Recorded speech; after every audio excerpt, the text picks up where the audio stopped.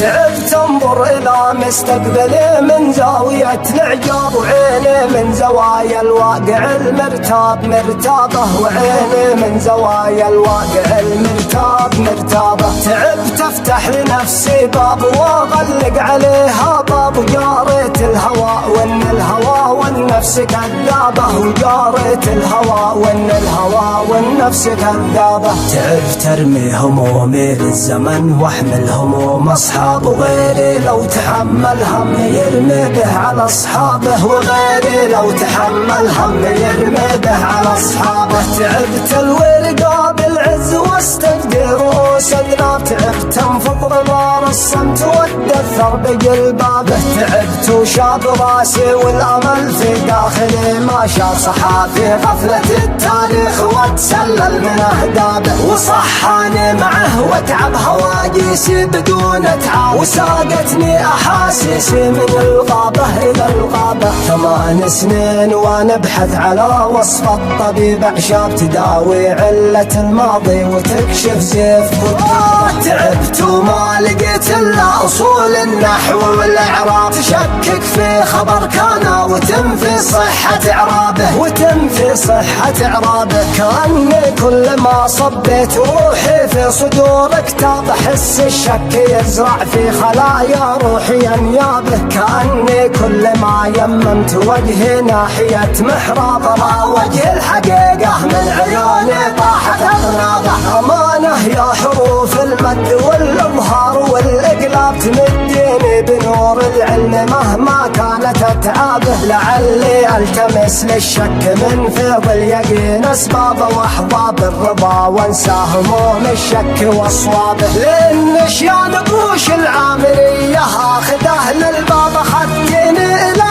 حيث الخيال استنزف اعجابه، اخذتني الى حيث استدار الكوكب الجذاب، وشاهدت الثريا قارنت من فوق محرابه. وما بين التراث الحي والمستقبل المرتاب اشارة كف لكن للأسف من دون سبابه، وكف الزيف ترسم ظلها بين المطر والزاب، ولو ظلت على وادي سبا ما تنبت اعشابه. سقاها طيل وادي ثاه لامت ساقطت العناب، وسوقها سنان البيه في سوقه ومقلابه. وثار اخبار وما مالك السوق والمقلاب، فهم الرب والباشا وهم انصاب واربابه.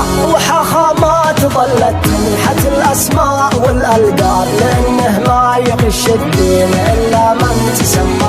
من المسؤول يا شط العرب عن شطشطة الاعراب، من المسؤول يا دور الادب عن دور آدابه، من المسؤول يا حبر القلم عن صحة الطلاب اذا كان الألم صاب المعلم قبل طلابه. من المسؤول يا بيروت عما ينشر الكتاب، من المسؤول يا طالوت عن جالوت والهابه. تطرف طائفية قومية فوضى فرق واحزاب، تشتت فكر خلى الفكر يلعن فكر من جابه. متى يا العامرية تخرجي حلمي من السرداب، متى يا روح عامر تفتحي للنور بوابه. انا ملت عيوني كل ليلة طلعت المرقاب على نفس النجوم الليلها طلعت تتشابه. انا شجرت قلبي بالوفا يوم السنين قذاب، وخاويت الألم يوم الألم كشر عن انيابه. انا يا صاحبي من مجتمع ما يقبل الارهاب، ولا يقبل جيوش الغرب تتمركز على ابواه. غدا يا كاتب التاريخ نفتح للحديث ابواب، ونفضح كل من فرط في الاقصى وضحى به. ولو طابت جروح القدس جرح الاندلس ما طاب تواشيح الالم والحزن منقوشه على ابوابه. غدا يا صاحبي السجن نمسح دمعة الاحباب، ونفرح بالحبيب اللي شكا من غيبة احبابه. غدا مهما غدا حتى ولو يطلع غدا كذاب، سنصنع من ارادتنا غدا مشرق ونحيا به.